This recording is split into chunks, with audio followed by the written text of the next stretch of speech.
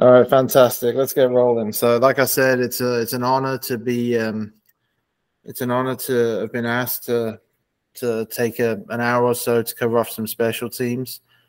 Just a huge part of the game, and something that we certainly take pride in here at UBC. I'll say at the start, obviously, streaming there's going to be some video and streaming it, and I was mentioning to Coach earlier.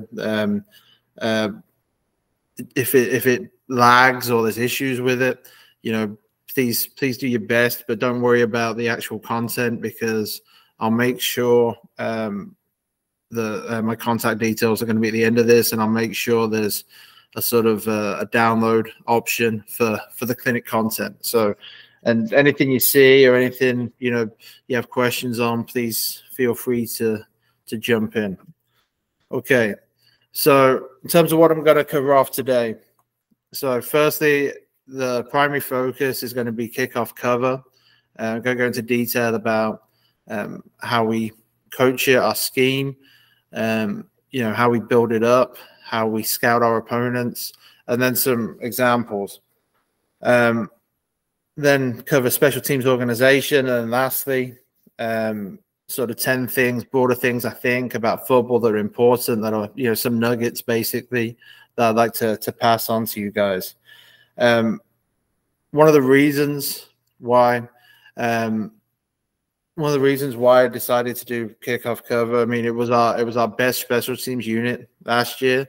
And, as a wider point, everything that I'm about to present really, builds on what's been before. Special teams here is sort of ingrained in our culture. It's something that we strongly believe in.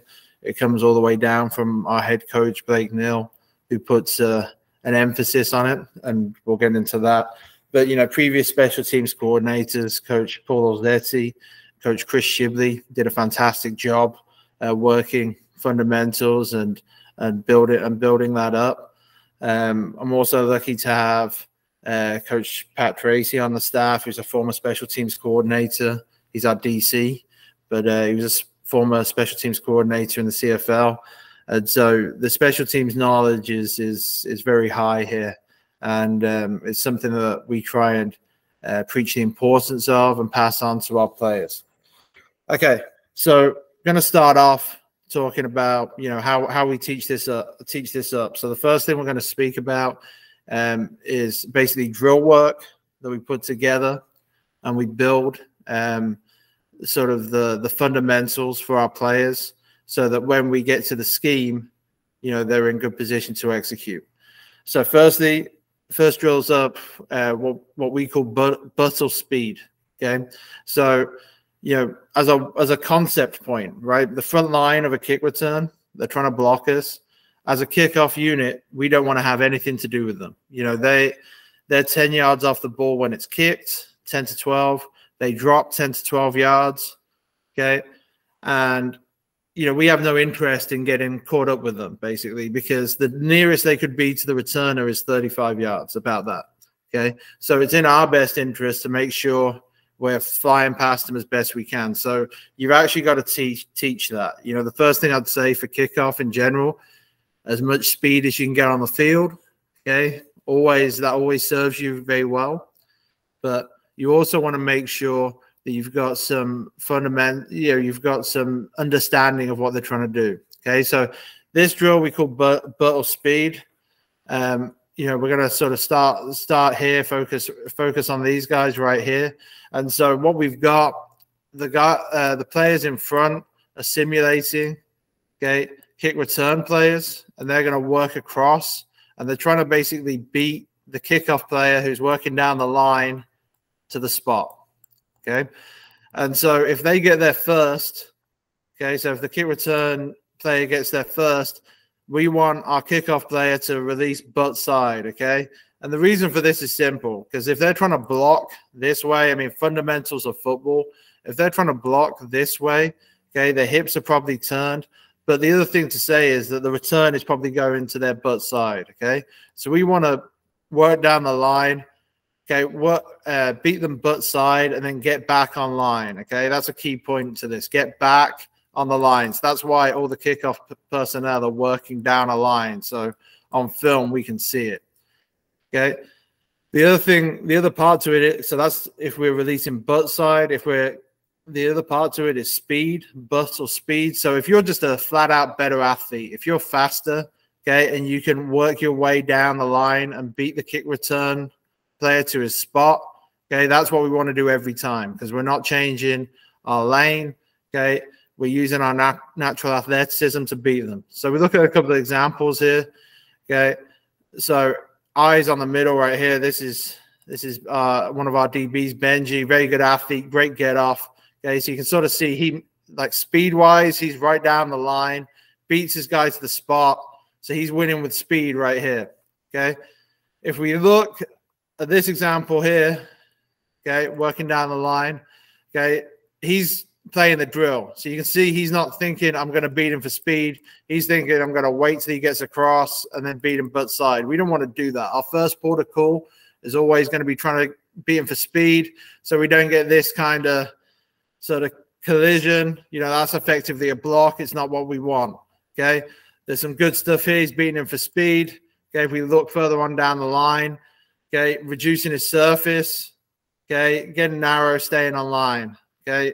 At the top end here, you can see a linebacker, a bigger player. He gets beaten to the spot.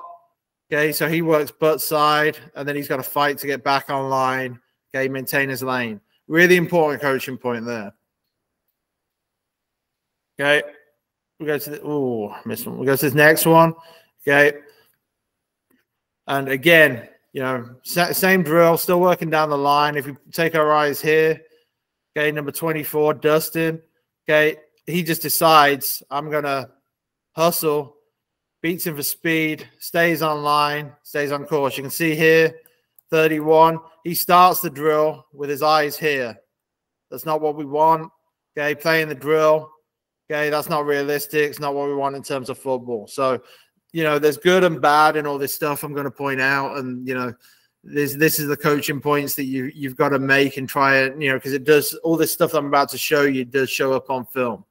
Okay, so that's the front line. Okay, that's how we teach our initial get off, you know, handling the front line of kick return. Okay, the next part is what we call engage and shed.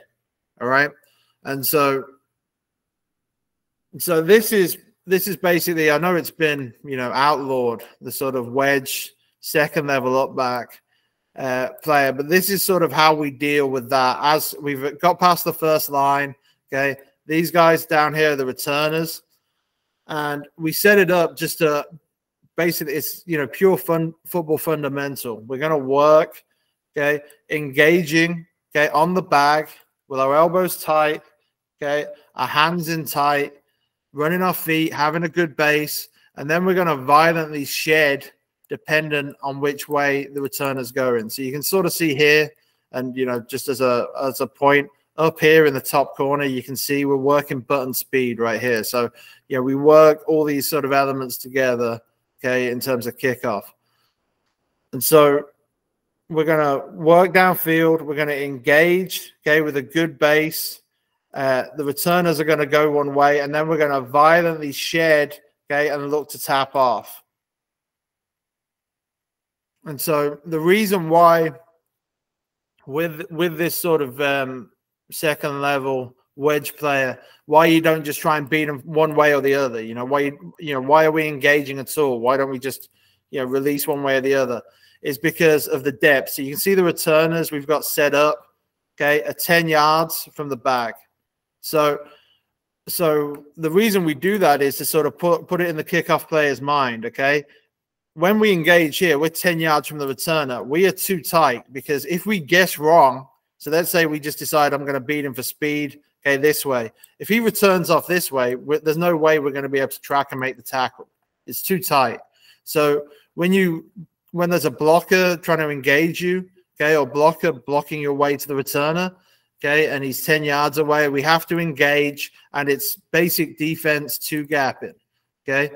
So you're going to see some examples here. If we look at this end player right here, Nick, okay, he works And this is, this happens, right? This, normally these guys, the wedge players or the up back players or the fullback players, they're bigger linebacker, defensive end, fullback types, tight end types. Okay. And we, like I mentioned, we want speed on our kickoff. So we've got smaller guys. And so we have to work this technique of having a base, delivering a shock, engaging, and then our eyes have got to go on the returner. Okay. Which way is he going? And then we shed in that direction. And so this is good initially from the player on the end here. Okay, good speed. So he translates speed into power, engages, gets his eyes on. The thing I'd like to see is a more violent shed. Okay, but then we work shed in the block. Okay, making sure we're in football position. Okay, and always want to track the near hip of the returner. Okay, the near hip of the returner is not going to lie. So we engage and shed. Okay, and work this tap off. Okay, another example here. Okay, if we look at the middle right here. Okay, a bigger player. Okay, he's engaging. Eyes are on the returner. Okay, and then this is kind of what we're talking about with the shed. I mean, we have to. I'm not going to BS you guys. We have to teach everyone who participates in these drills. Okay, how to hold a blocking shield. Okay, they've got to hold it close to their body. Okay, and don't hold it by the handles. Hold it top and at the bottom, close to their body.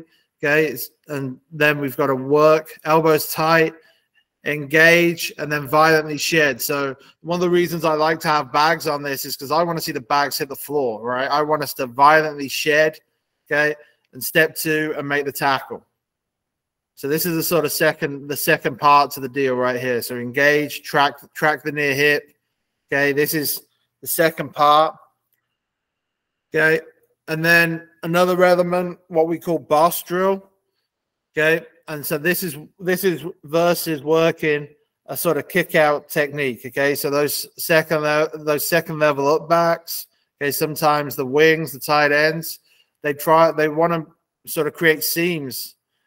Okay, in your kick return. So these sort of kick out blocks, trying to take it to the sideline, and then the return working inside. We have to work. Okay, how do we? You've got to give these guys the tools rather than just say run downfield. We have to give them the tools of, how we want to handle that kind of assignment. So again, you can see in terms of placement, I want to make sure we engage because again, we can't work around because of the proximity of the returner.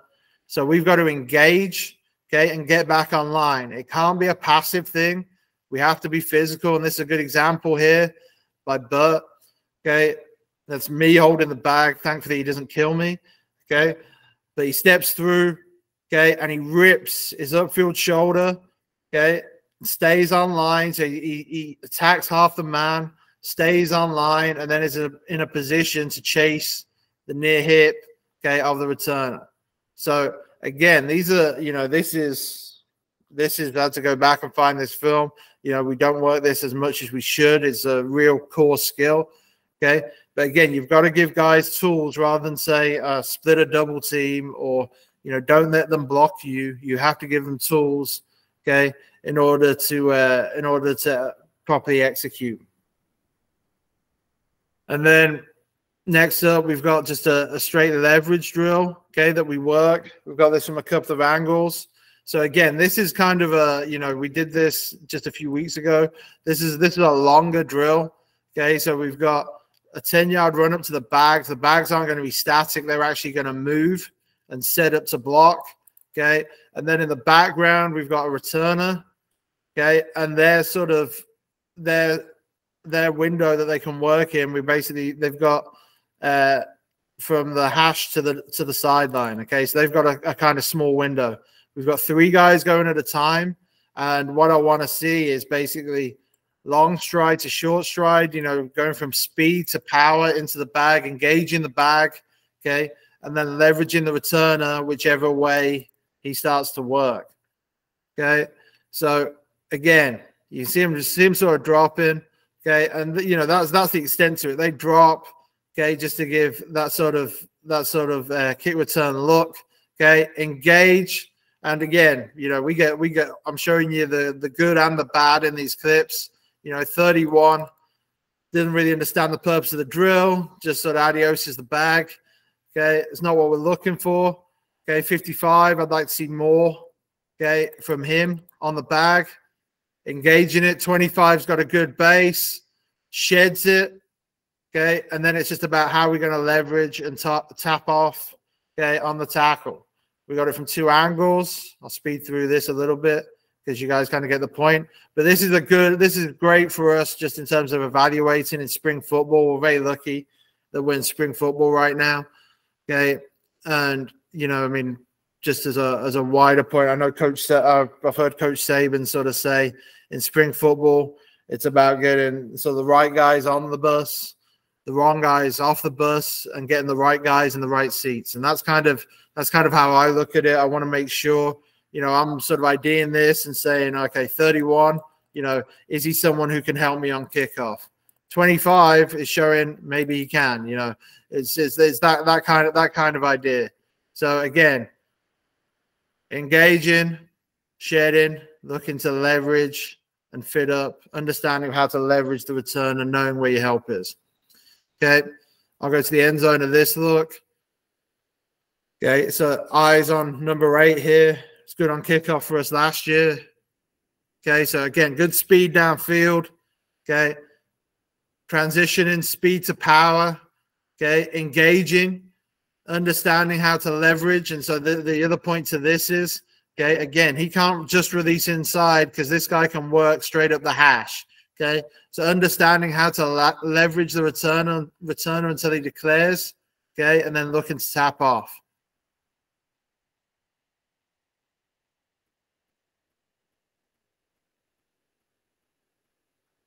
Okay, and so those are kind of the spring, like I mentioned, we're in spring ball right now. Those are kind of some of the spring drills that we do.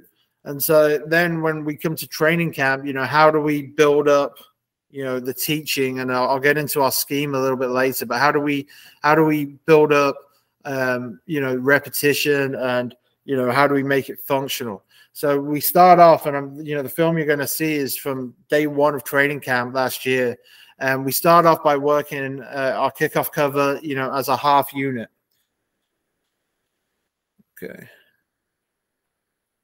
Okay. So what you're going to see, okay, initially is us working just these front 5 guys. Okay. So we work 1 to 5. So we number our kickoff personnel 1 to 11. Okay.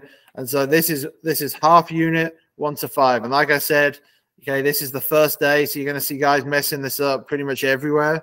Okay, so we're definitely not the finished article here. So you can see these 4 guys got the message. This guy didn't. Okay, this guy is confused because he sort of slows up,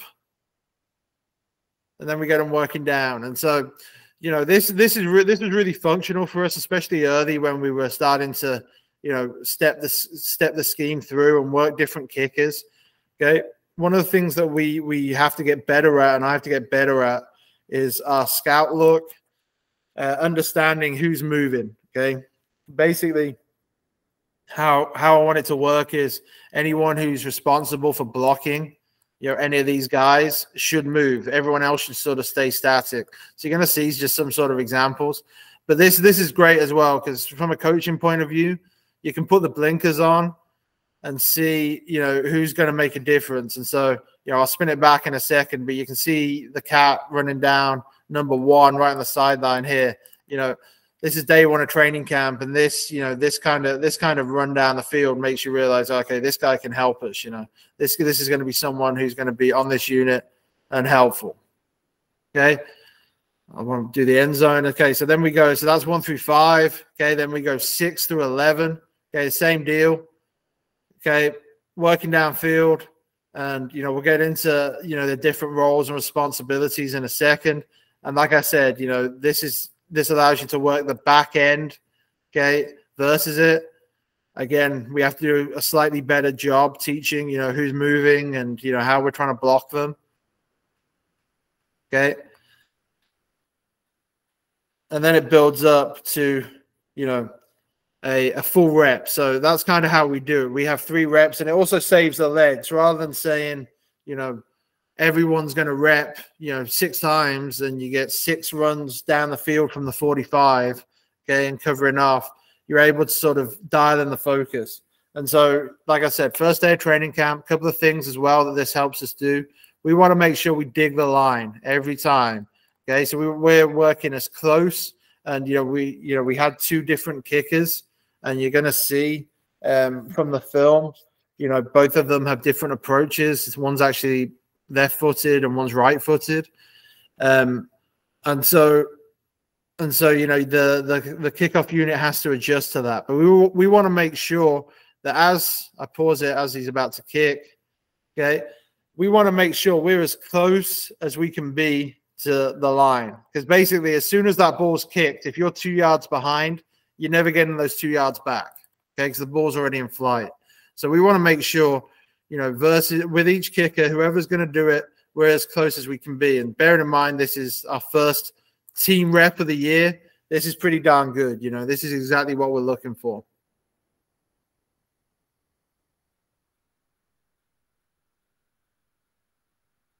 Okay. And so, yeah, so that's kind of, how we build it up. And so, for 3 reps, we've executed half of the unit, the back half of the unit, okay, and then the full unit. Okay, and so then, what do we do in season? So in season, we do some full team reps, as you'd expect. But as we get closer to a game day, one of the things we're worried about is load, okay, on the players. Like I mentioned just before, we don't want them running, okay, from the 45 down the field 6 times, and we certainly don't want them to do it the closer you get to game day.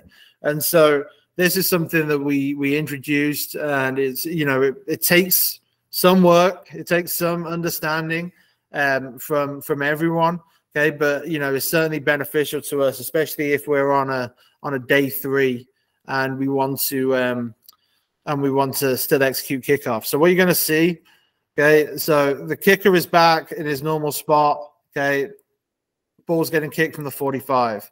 You can see the scout personnel with their hats, okay, they're lined up in relation to the ball, okay, and then what we have is our kickoff unit basically on the plus 45. So, bearing in mind the ball's getting kicked off from the 45, they start up 7 odd yards behind. We've taken out 25 yards of running, okay? And so it's basically a 2 whistle drill. So you can see me here, right here, okay? On the kick, so the whistle, then on the kick, the scout team's going to drop, okay? And I've got this from 2 angles, 2 different reps, but I've got it from 2 angles. Scout team's going to drop, and then when the ball's fielded, okay, I'll give another whistle, and that's when everyone sort of executes their assignment. So as I mentioned, this is sort of day 3. We don't want to tax the legs of anyone, okay? But it just gives that sort of initial understanding of scheme, okay? I know it looks like a bit of a mess, but I guarantee you it's functional, okay? Here's another example from an end zone copy. And the other thing that happens, because like I mentioned, it's sort of day 3.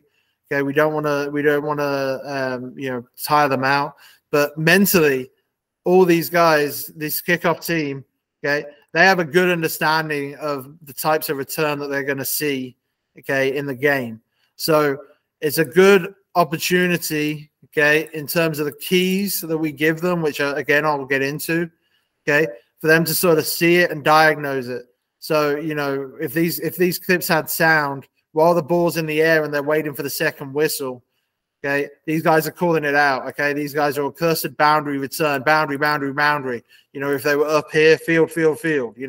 So it gives them that sort of mental rep as well, okay? The other thing as well, as much as I'd like to think my kicker is going to put it everywhere I want it to be, if there's any issues at the back end, okay, I've got the second whistle that releases them, okay? So if he fumbles it or there's any issue, okay, I can wait till he's got it in his hands, and then the whistle goes, and you can see they start to fit it up.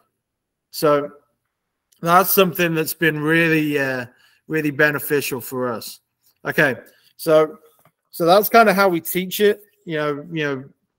Various parts of the season. From spring through to training camp, and then in season.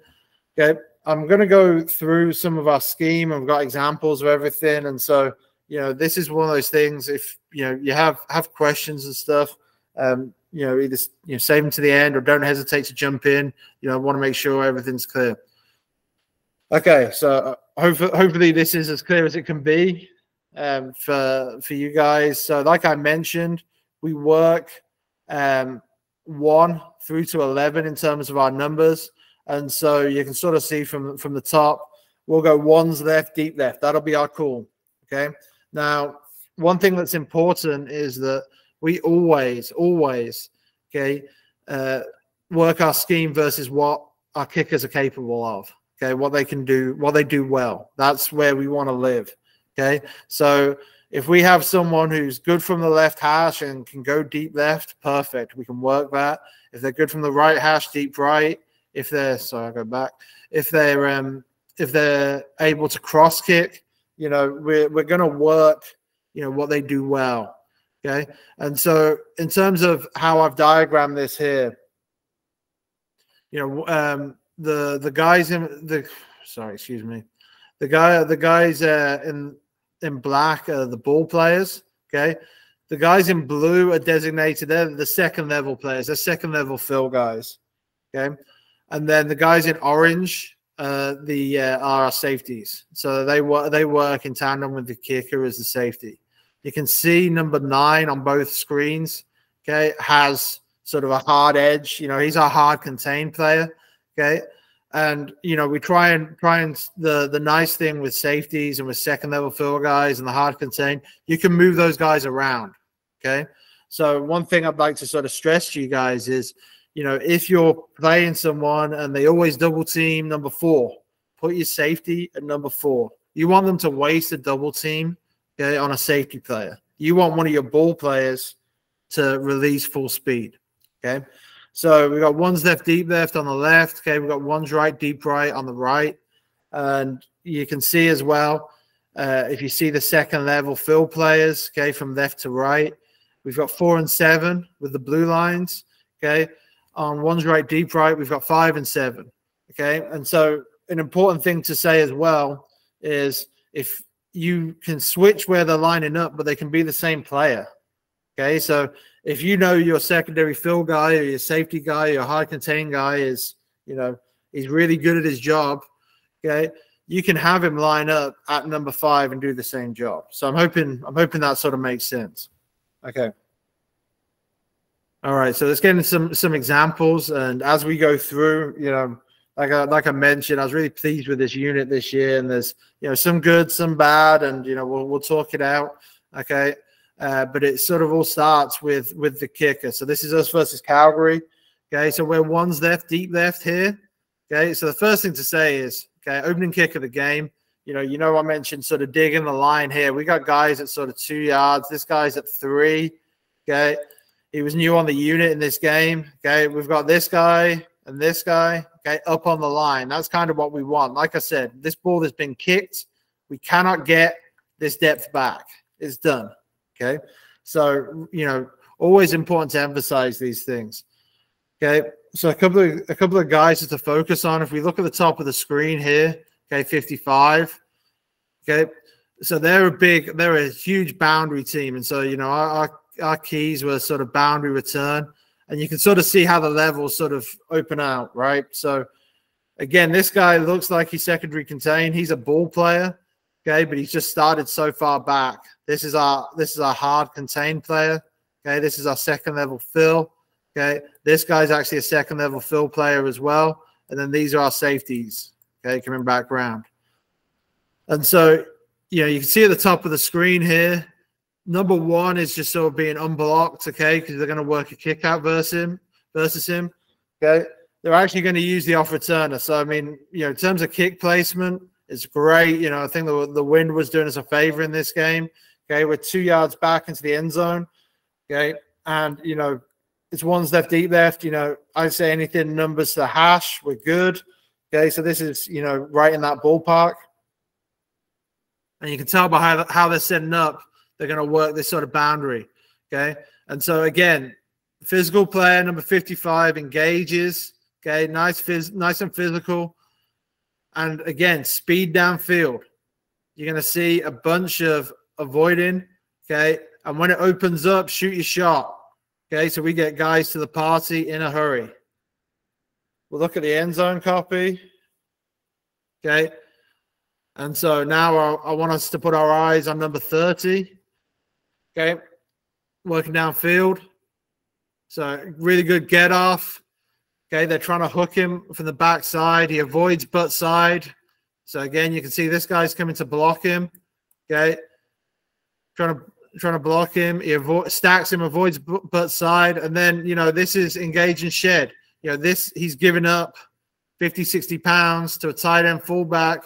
You need some guys with some physicality, okay, and shorten the edge. And on the back of a kick 2 yards into the end zone, okay, they're starting at the 16-yard line. Perfect.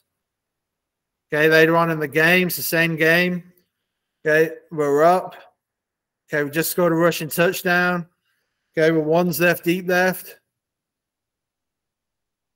Okay, and you can sort of see it. We're a little bit better this time in terms of digging the line.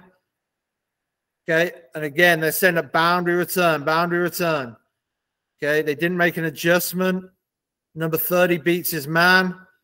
Okay, they're trying to adjust a little bit in terms of, getting the upbacks onto 1 and 2. So you need some physicality. Okay, squeeze down and make the tackle. And this is a nice one. I always like this one because he literally scored the touchdown on offense. Okay, that led to us kicking off. And he went on the kickoff team, made a tackle again, 16-yard line. When we look at the end zone, okay, you can sort of see the change in scheme right now. Okay, so on the previous one, they double-teamed, okay, on number 4, our secondary fill guy. Okay, this time they're going to double, okay, number 3. Okay, they're going to try and trap number 4. Okay, and then they're going to try and kick out the 2 guys, 1 and 2, down to the sideline. So, it's good, solid scheme. Okay, and so this is where your technique has to work a little bit better. Okay, so these guys should have good understanding. Okay, if we're getting dropped, these upbacks are coming. Okay, or it's a return away. Okay, but you also need on the back end guys just to win. And so you saw the rep before. He beats him butt side. Okay, he's a bit fired up from his touchdown. Beats him with speed. Okay, 30 beats him with speed. Okay, leverages the returner inside out, makes the tackle. Okay, but you can also see guys working off blocks. Versus a double team, 2-on-1, we shouldn't win this. Okay, but he's creating a single team matchup. Okay, trying to win it. Okay, backs up. So versus number 5 here, they're trying to frame it. Okay, got to be physical, work off the block, set the edge. So really nice stuff. Okay, I'm gonna keep rolling. So how we break down sort of our keys, we try and give keys to our return to our kickoff team of what the returners are going to do. And the easiest way to do that, coaches, is you've got to watch as much film as you possibly can. And there are tendencies. There are tendencies to everything everyone does. There's tendencies to what we do. There's just tendencies. Okay, so see what personnel is on the unit. Okay, if it's consistent personnel, what do they do versus each type of return? So this is, the Sunday of a game week for me, making sure everything is tagged correctly, and then what are the tendencies, and then is it consistent enough to give to our kickoff unit? So you can see that versus Manitoba, okay, they ran, so this is directly from our scouting report, they ran an alley type return. So for us, an alley is between the numbers and the hash. Okay, and this was sort of how we keyed it, okay, based on what the middle up back, okay, and the far up back did. Okay, when they ran a field return, okay, these guys stayed right out by the field. Okay, so very clear keys for what we're going to see. Okay, so versus Manitoba. Okay, so opening kick of the game. So again, you can sort of see this is one's left, deep left. We're hitting the line pretty well on the front side. Okay, and you can sort of see these guys hanging out. Okay, in towards the boundary return. Okay, physical kick return unit, Manitoba, 100%.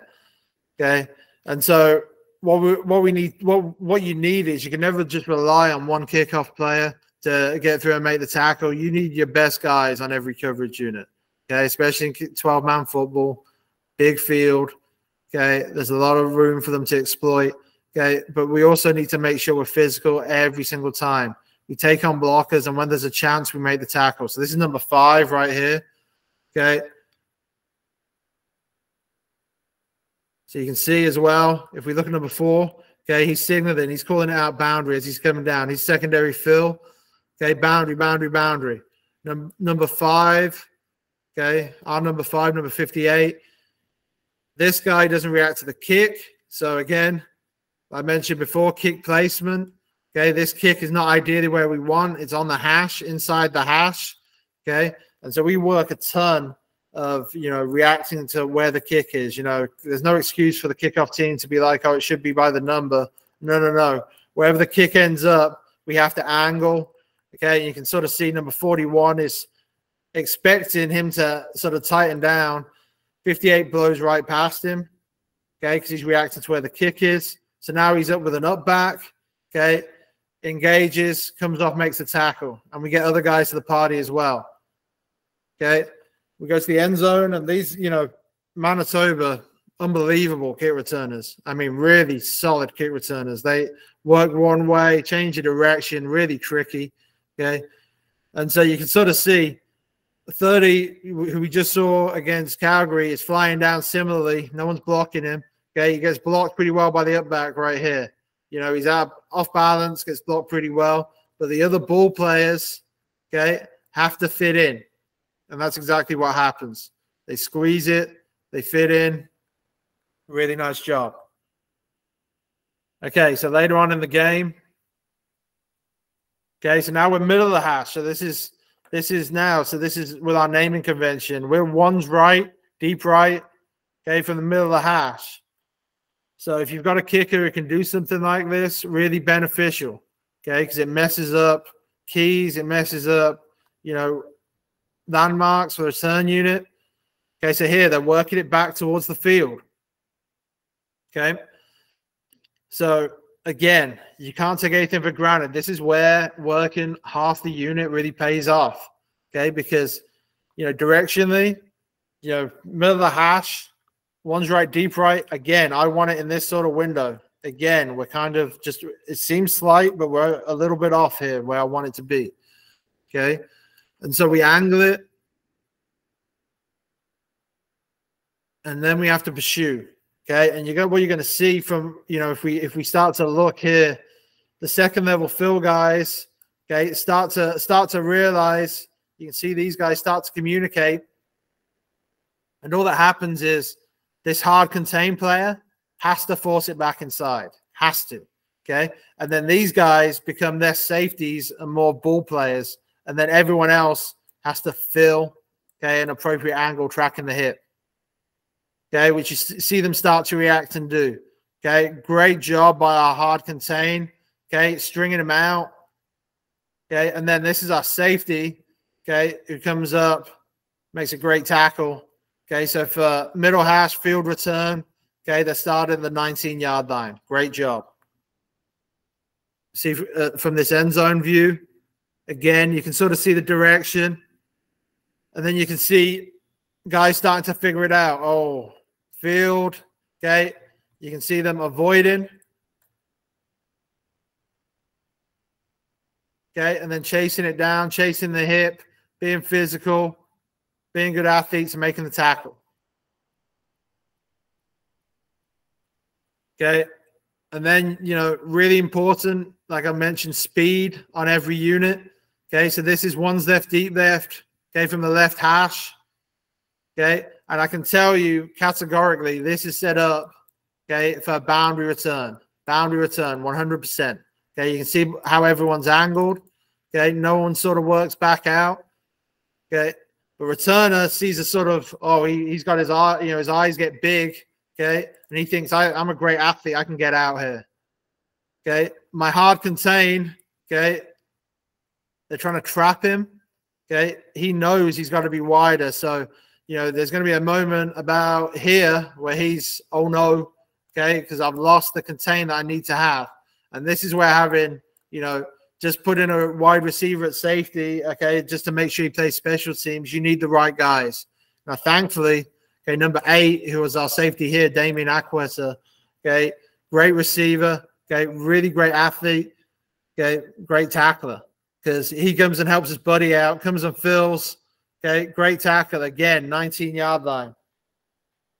And that's big time right there. And 49 should be buying him a drink, okay, because that's a big deal.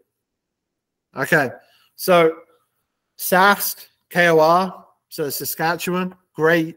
I mean, seriously good kick return unit. They had an all-Canadian kick returner.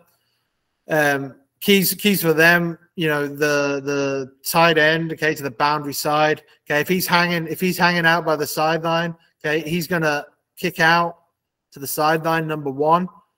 Okay, if they worked field, okay, on the backside end, they'd look to try and pin, okay, and these guys wouldn't drop quite as aggressively. They did a good job with their up back, so it's a tough look, okay, but these are the kind of keys that we had to communicate to our guys during the week.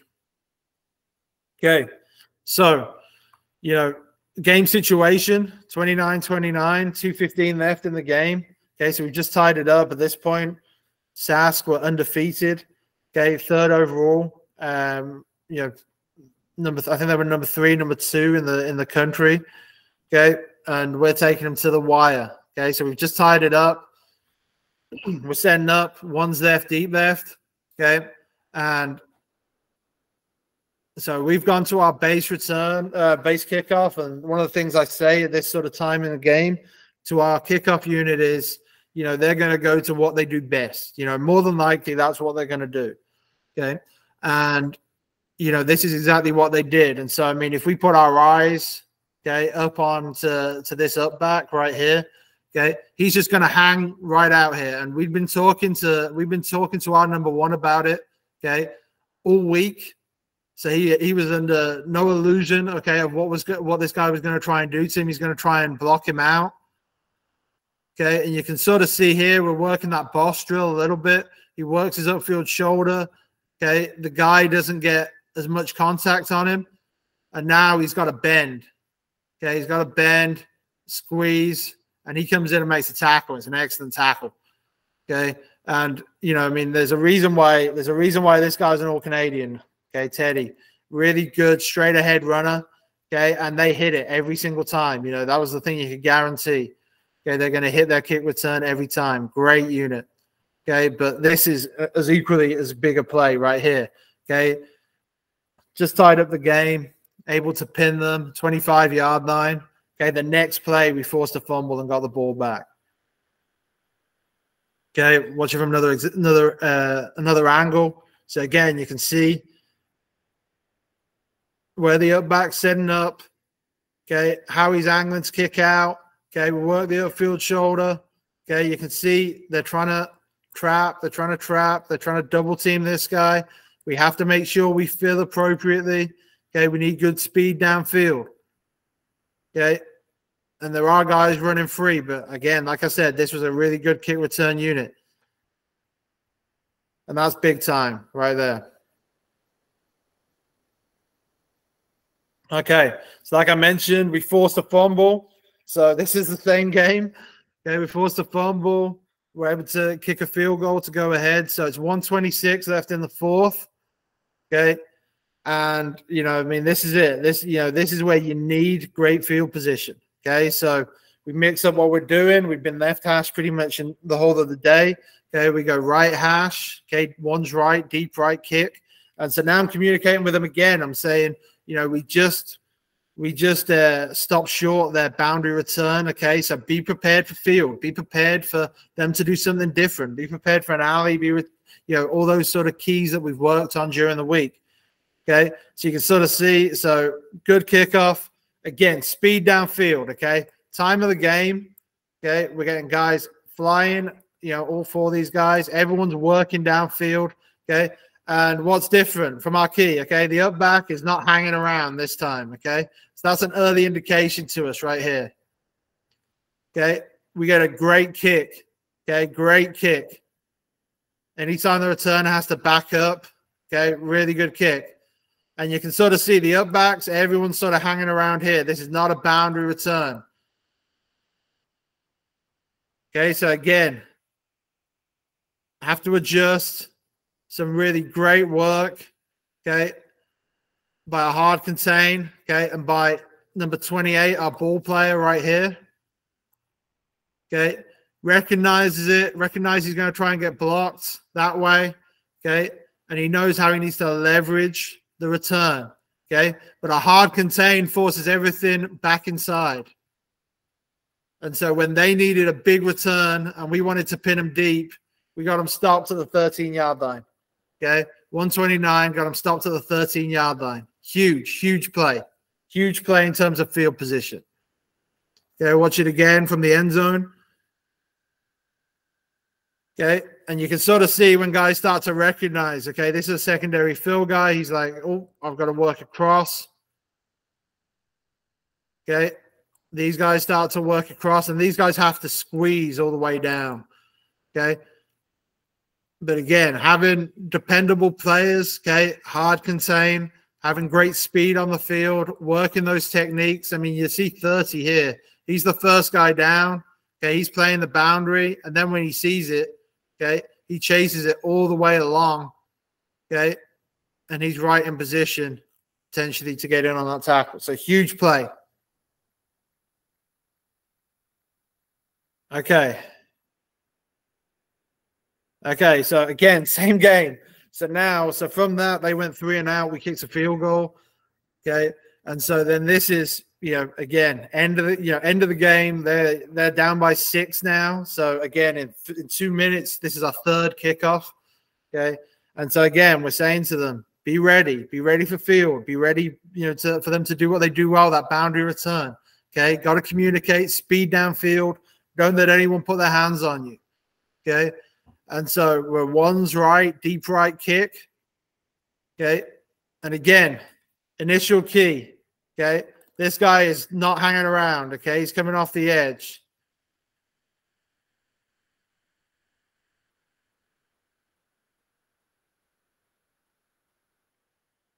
Okay, they leave. Okay, they leave 1 and 2 to the boundary unblocked. We're downfield quickly. Multiple people to the ball, tackle on the 19-yard line, okay? They were working a field return, okay? And you're going to see it from the end zone angle. Okay. Look at number 30. Okay, we just put a little bit of a highlight on him. Okay, as he's running downfield, he recognizes field return. Look, he's communicating it. Arm out, field return. Field. Okay, communicating it. Okay, they try and pick him up with a backside block. He's too athletic for that. Okay, does a great job of fighting his way through. Okay, and turning it back. And these guys stay alive. Number 2 to the boundary. Okay, number 35. Okay, stays alive, gets in on the tackle. And again, big time plays. I mean, these are huge because instead of, I think there was still a minute or so left in the game. And instead of them having to drive, 20 yards further field, we've put them back on the 19. They did drive. I will say they got down there and had a shot at the end. Okay, but they had a tough go at it. Okay. Alberta kickoff. Okay, so I think this is my last sort of couple of film examples. Okay, so their boundary return, they're a great boundary team. Oh my goodness, like the off-season study of their boundary return was unbelievable. Okay, so we really tried to emphasize. Okay, so again, similar to Sask, but a little bit different. They drop, okay, to the edge and they would kick in. Okay, number 1. Okay, and then the other thing that they did versus field, this guy would book it. Everyone else would sort of work, and they declare field really early, okay? So scheme-wise, one of the things that I wanted to do, and this is a little bit of a change, okay? Everything sort of looks the same. This is one's left, deep left, okay? But I wanted to add a cross where they were attempting to kick out. And so because of our numbering convention, if I want 2 guys to cross, okay, the first number would go first, okay? So you can see on the left example, it's one's left deep, left 21 cross, okay, and the right is one's left deep left 32 cross. And you know, if I wanted more guys, if I wanted two guys to exchange with another, we call that swing. So it'd be 31 swing, or, you know, 54 swing, 53 swing, or things like that. Okay, so that was really to try and mess up their boundary return. The two times we called it, they ran field. So, you know, what do I know? But yeah, this is another example as well. I talked about preseason us working with another, you know, different kickers, and this is our left-footed kicker. You can see he's got a shorter run-up. So this is game one. And again, this is, I think, first up, I've got 31 cross. Okay. And so this, you know, on our depth chart, this guy was number 2 and this guy was number 3. They've just switched positions, right? Because he's going to go first and he's going to go second, and they're going to end up in their right spot. So, you know, you can tweak the scheme, okay, and you can just manipulate your personnel to, you know, it looks complex, but it's really straightforward, you know, when you get into it. Okay, so we're going one's left, deep left, okay, 31 cross. You can see him speeding downfield. Okay, that's the cross, okay, but again, they're working a field return, okay. And so the kick placement here is everything, okay, because we get kick placement in what I'd term the sort of A area, sideline to numbers, okay, and this really screws them up because they're trying to bring this all the way back out here, and they've 1, 2, 3 unblocked, okay, so that really screws them up. And so the cross really isn't necessary here, but it's really good sort of diagnosis. The thing I'd say is, you know, understand how we want to leverage this. We want to leverage the returner outside in. Okay, but good swarm, good speed downfield. Okay, 0 return, you know, back to the 18-yard line. Really good stuff. See it from the end zone. So again, just a little tweaking scheme. And versus, you know, if you've got versus a team with a really good wedge and great kick out, you know, it's something I'd say look at the depth where they're initiating that kick out and cross your personnel 5 yards before. Okay, so this is 32 cross, one's left deep left 32 cross, okay, in on the tackle. Okay, so you can see time in the game, fourth quarter. Okay, they're going to do what they know to do well. Okay, so this is boundary. I think this was a boundary return. Okay, one's left deep left 21 cross. Okay, so again, personnel. If you look right here, so before 33, he was at number 3, right? Because we were running 32 cross. Now he's at number 1 because we're going to run 21 cross. So again, everyone's got the same assignment. They're just lining up slightly differently. Okay. Okay. So speed downfield. And this is one of those things. This guy's set up and he thinks, okay, I'm going to work out. Okay. They cross just a little bit early. Okay, but you can see it sort of throws him a little bit. He's like, oh, shoot. Okay, and then also know your personnel, right? These guys here, the up backs, big units. Okay, working a kick out. Okay, I want an experienced big player. Okay, to sort of take that on. Okay, so you know, 5th year linebacker. Okay, working downfield, and then you see guys filling off it. Okay, up, make the tackle at the 20-yard line. So really, really, really good stuff. Okay. Okay. And so with that, you know, then you get some flexibility to do some different things. So I wanted to include this in because I'm sure, you know, you've seen enough deep kicks. So this was a surprise onside that we ran this season. Okay. And to all intents and purposes, it looks just like our kickoff team. Okay. So this is one's left, surprise left. Okay. But the reason I'm showing you this view here, because, you know, it's a very garden variety surprise onside. But this, every single number on here is on our normal kickoff unit. Okay, so there should have been no key, and there was no key for the special team coordinator, any of the opposing coaches to notice anything different. We just moved them into different spots. So this is where it's important. If you've got offensive guys who can do some stuff, you know, really, you know, have them on kickoff, okay, because then it gives you some flexibility. So 55, he was our number 1 pretty much the whole season. He's a linebacker, but he's a former running back, a really fantastic player. 30, who we've highlighted, okay, he's a backup running back. Number 8, who we've highlighted, okay, he's a receiver. 7, Okay, he was a free safety, fifth-year player, 38, free safety, plays rugby. So, you know, there's just a bunch of guys, and then these are the core tackling guys, 35, the linebacker I just mentioned, okay, 50, who I've mentioned as well. Like, we're able to put these guys on the back end without raising any sort of any alert or any alarm. Okay, and so what it looked like. So again, we just scored. So this is versus Manitoba. We just scored. It's always a great time to go for an onside when you've just scored a touchdown. Okay, and what did we see in terms of the keys? You know, what made me go after this? So firstly, if you have something like this and you see it, okay, communicate it with your kicker early in the week, as early as possible, because they don't need the rest of the kickoff unit to practice where this ball needs to go. Okay, so that's something I'd say. Now, this unit, fantastically coached, really well coached, and you're going to see it here. They come as close as possible to playing this.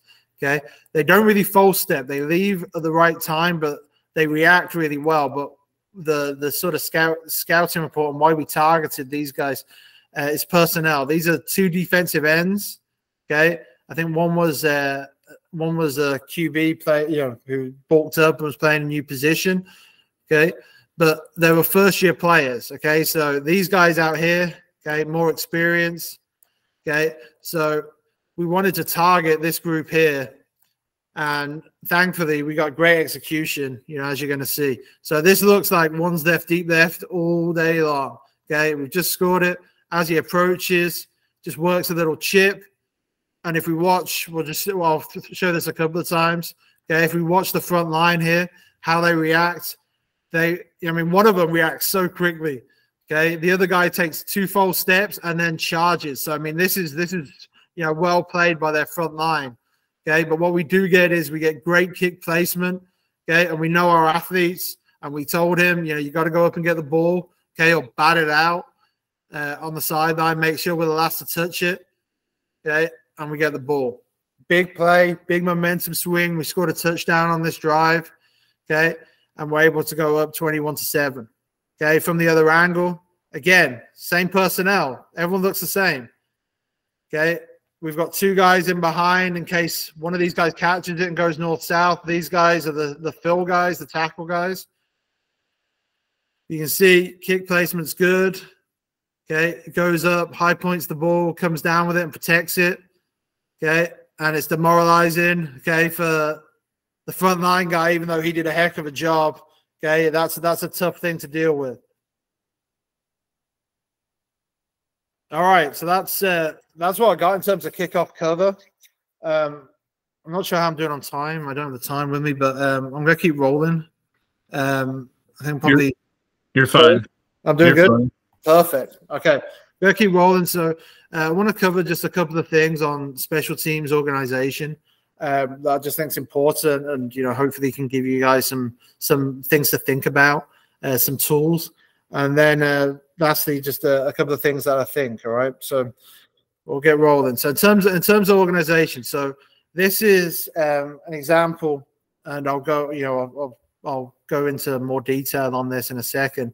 Okay, of our installation schedule. So I'm hugely, to the point of being, over the top. I'm very much detail orientated in terms of planning. I want to make sure, rather than coming up with a plan, 10 minutes before I go out on the field or the day of, right now I'm doing a full installation schedule. So I'm doing this year's version of this, okay, for our training camp that starts in August. Okay, and it just enables you to ensure you get good coverage. So when you look at the schedule right here, this is part of it. So I get an understanding of how many special teams periods I have in a practice. Okay, and so you can sort of see here, we had an exhibition. This is our training camp. So we had 30 total special teams periods in training camp. Okay, 30. We had 24 before our exhibition game versus Calgary, okay, in the Kalamoka Bowl, about 9 days into training camp. Okay, and so what I tried to do was by each period, by each discipline, look at, okay, am I getting coverage on what I need? Okay, so most important special teams is probably punt. Okay, so I'm getting 6 punt before the exhibition. Field goal, we're getting 6. punt return 3, kick return 4, field goal D 2, kickoff cover I only got 2. Okay, and compete I viewed as another thing. Okay, so competitive periods where, you know, and I'll show an example in a second where you might get, you know, kickoff versus kick return or punt versus punt return, you know, just as one-on-ones almost. Okay, and then how many are we getting across training camp? So, you know, across the total training camp. So we were getting every punt period in before the exhibition. And you can sort of see the numbers stepping up for punt return and for kick return and for field goal D and kickoff cover. So, you know, and one more compete. We really emphasized getting in punt and field goal as priorities ahead of the exhibition game. Okay. And so then, you know, how do we break it down? I apologize if this is a little bit small, but I just wanted to give you a good understanding. So, you can see practice 1, 15th of August last year. You know, early outs. What are we doing in early outs? So kickers and returners. You know, we're working some kickoff, working some punt. The returners are working what we call the 2-ball drill. Okay, at the same time, we're working field goal protection fundamentals. So this is everyone who could possibly be on field goals. So, you know, any lineman, anybody who could be a wing. Okay, they're working what we want in terms of the, you know, we call it double hook for the interior. Okay, and the footwork. Sorry, excuse me. The footwork. Apologies, it's choosing now to fail me. Our footwork, you know, for our wings. Okay, we then got field goal 1. Okay, so we're working our alignment, inside body presence. Okay, and then punts. Okay, working our punt pods. Snappers, punters, returners, our front line players, and our shield. And you can sort of see the detail that we go into each area of this. And the next thing that happens is, you know, we talk about who's in charge of each section, you know. And so if you have this sort of built in and then you put someone in charge of it, you can then, you know, hold them accountable, I think, which is so important. And, you know, you can sort of see how this steps out. You know, I tried to make sure my meetings were prepared to, you know, an install meeting or what are we installing or the drill for the day, you know, just so you could have that understanding. Another thing I think is huge, just because I just brought it up, if you're going to ask your players to do something on the field, if you can show it to them first, and this is footage off YouTube, this is, you know, any sort of coaches clinic footage that you have, so important because it gives them that visual, and then they're not, you know, you don't spend the first 10 minutes of or 3-4 minutes of a period explaining the drill. You're able to get moving quickly. Okay, Coach, I have a question for you. Yeah, what way? So when you have early outs, do you have them every day before practice? Yeah, so we're lucky. I'm going to get into the practice plan in a second, but we're okay. Yeah, no, all good. Good question. So we have early outs before every practice, and it's something that we went to based on making sure that the kickers got what they needed in terms of the reps and the load on them. And so I'll get into that in a second, but we do have early outs before every practice, and it's kind of split between kickers and returners and snappers and holders, kickers, snappers and holders and returners. But then also I try and use the extra time to work a fundamental, you know, for the rest of the guys as well. Cause you know, you see when specials is on, guys standing around, and I guarantee those are the same players that want to dress and want to play in each game and want to roll on special teams. And, you know, we're missing an opportunity to coach them up. So yeah, we do it every practice, and I try and factor it into my planning as well because it's extra teach time.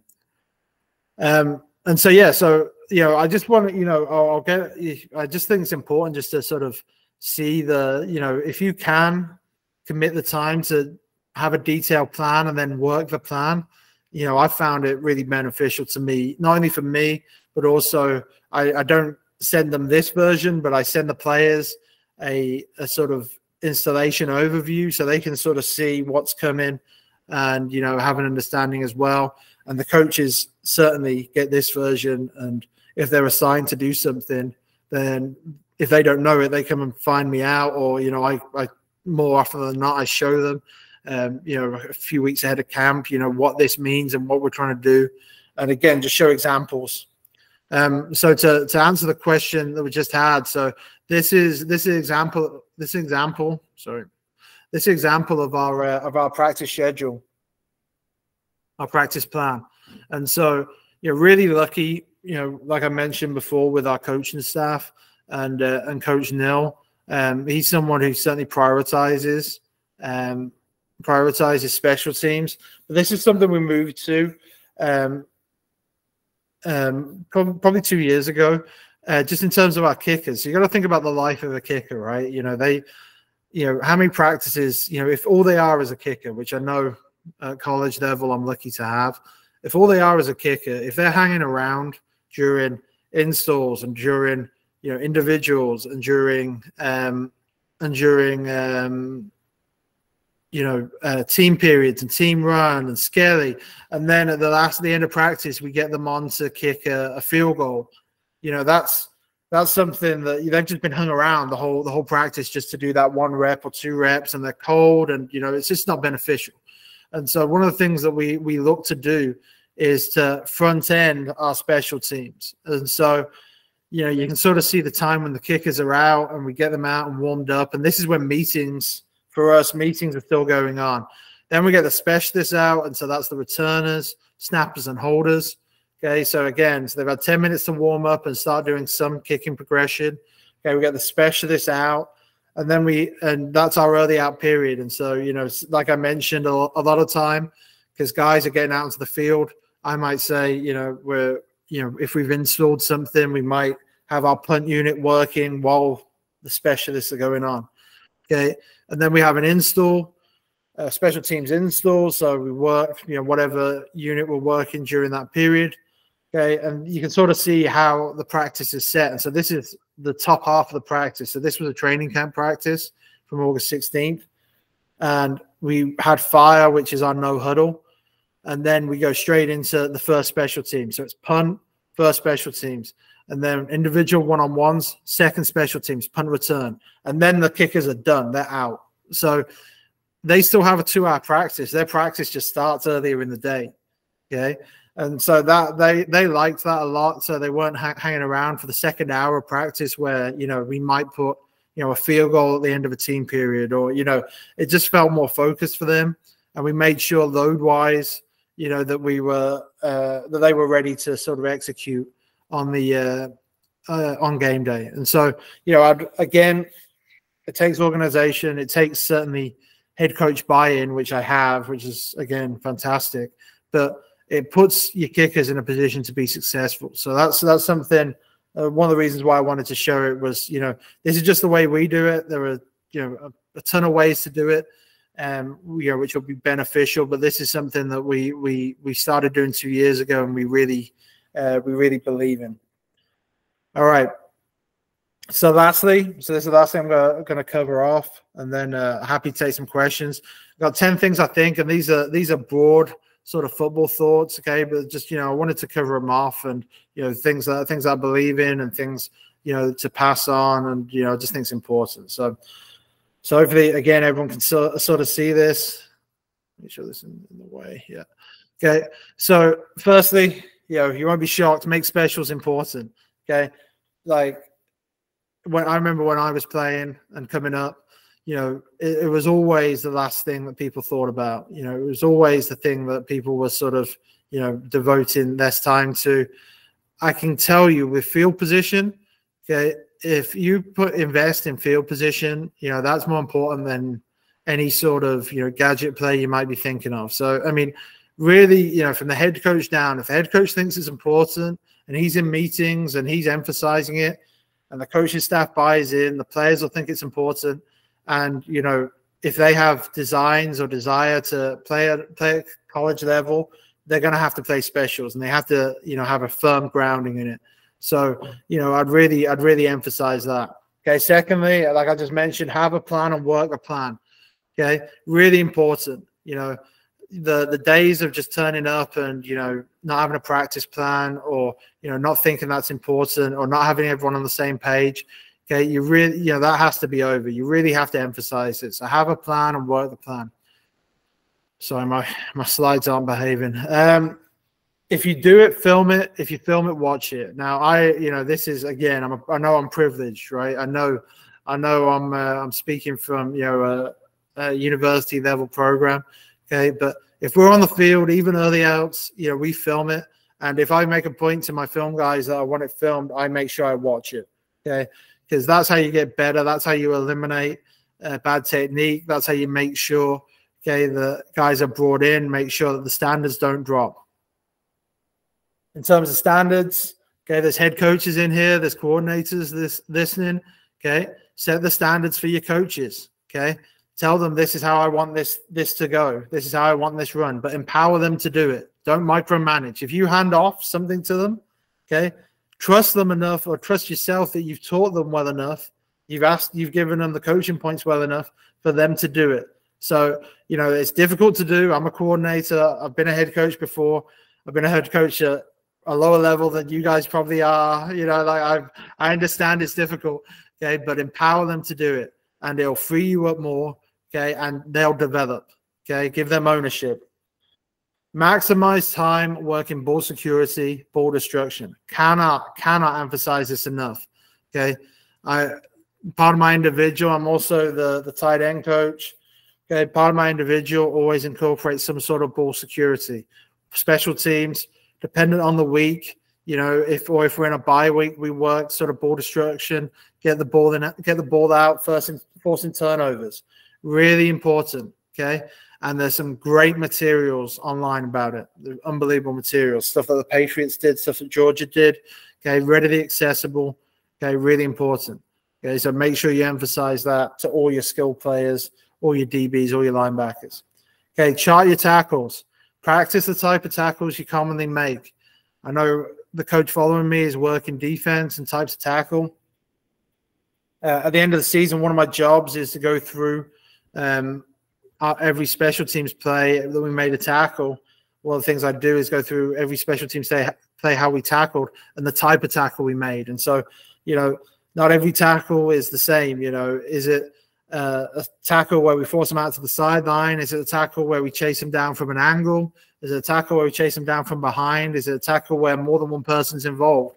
And so, I do that. We have categories, how we break them down, be it sideline tackle, be it buddy tackle when there's more than one player, be it a circle chase tackle where we're tackling from behind, be it an angle tackle where we're working that classic, I'm sure all of us have been taught to do, that sort of angle, one-on-one tackle. Which ones are you doing more frequently and practice those? So, on special teams last year, we had 117 tackles, and across the season, we made it into the playoffs and the Hardy Cup final. We had 117 plays where we made a tackle. 60% of those were buddy tackles. So that's two players coming in and making the tackle together. So from my point of view, anytime we're working a tackling drill, more than half the time we need to be working buddy tackle. And I bet if you chart defense, it'd be similar. 25% was a sideline tackle. So we better work leveraging the outside hip towards the sideline, okay, and making that tackle at least a quarter of the time, okay? In terms of that angle drill, the angle tackle that all of us know from growing up, playing football, like your first introduction to making a tackle, that was 7% of the tackles we made were one-on-one, midline tackles. So, really important to understand that, and that's something that we've done this spring. It's something I believe in and always make a point to emphasize.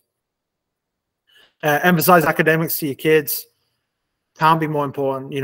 I'm sure guys have designs on playing, university football, okay, potentially going pro.